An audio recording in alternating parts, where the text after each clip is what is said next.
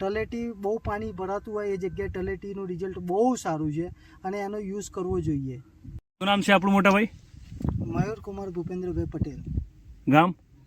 ગામ आंटियादेव, तालुको बायड, जिला अरवली. हमने ये तलेटे चढ़ाया था आज के 8-9 दिन पहले, तो आपको तलेटे में रिजल्ट में क्या दिखा? તલેટીનું રિઝલ્ટ એટલું મસ્ત મળ્યું છે મને, તો મેં પહેલાં એક જ વીઘા માટે મેં યુઝ કરેલો. અત્યારે મેં મારા ટોટલી 3 વીઘાના ક્રોપમાં મેં તલેટી આપી દીધું છે.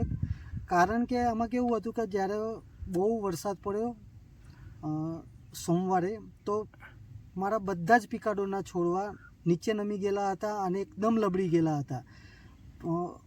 તો પછી મેં નીતેશભાઈને બોલાવી અને મેં એમને વાત કરી કે મારા છોડવાને આવું થયું છે.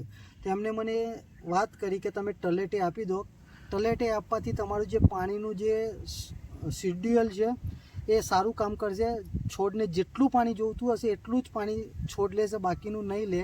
એટલે તલેટી તમે આપી દો અને તમને બહુ સારું રિઝલ્ટ મળશે. અને મેં તલેટી 7-8 દિવસ પહેલાં મેં આપી દીધેલું હતું અને 7-8 દિવસ પછી રેગ્યુલર વરસાદ ચાલુ જ છે. દર બીજા દિવસે ત્રીજા દિવસે વરસાદ આવી જાય છે. કાલે પણ બહુ વરસાદ પડ્યો તો પણ મારા છોડને કશું જ થયું નથી અને સ્ફૂર્તિમાં છે. બધા જ છોડ કોઈ લબડીએ નથી ગયો અને પાણી નીકળી જાય છે, આમ વહી જાય છે, તો પણ કશું થતું નથી.